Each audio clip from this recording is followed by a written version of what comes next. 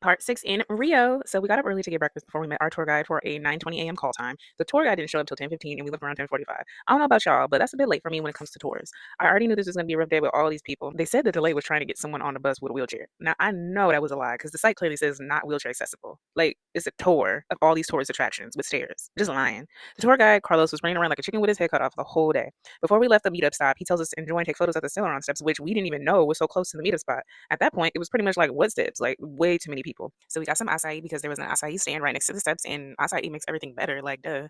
Anyways, we finally leave, and first stop is Crest of the Redeemer, which we waited at least 2 hours in line. We finally made it, and he was amazing to look at when you could actually catch him through the fog. That Brazil fog is no joke, y'all. It was so crowded up there, and we're all just looking up at him, trying to wait for the fog to pass to get his face in an actual photo. Might as well have been waiting for the actual gates of heaven to open. Anyways, we leave, and this is supposed to be a Portuguese and English tour, but all Carlos is talking is in Portuguese. Not to mention, 85% of the time, he wasn't even talking. Most of the time, we basically just had a driver, and we started to notice people dropping off a little bit at a time. Anyways, we saw the Sambadrome where they have carnival, an older soccer stadium. I also got some acai, of course, because why not?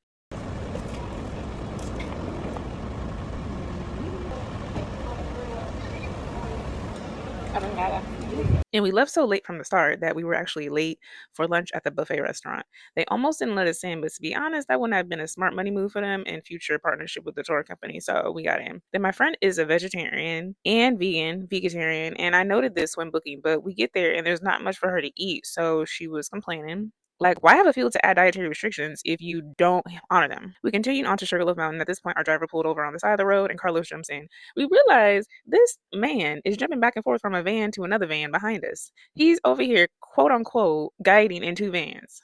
Like, I can't. I can't. Anyways, we waited in line for Sugarloaf Mountain for a combination of probably like about 3 to 3.5 hours to get up and down. Couldn't even really see because guess what? More fog. And of course, I got some more acai up there. We ended up taking a photo of the last one standing, aka the Carlos survivors, as a fun joke, and everyone was a pleasure to meet. Took forever to get back down, and we finally got back to the Airbnb by 11 p.m. Best believe I left a review and asked for some kind of refund. Stay tuned for part 7 in Rio.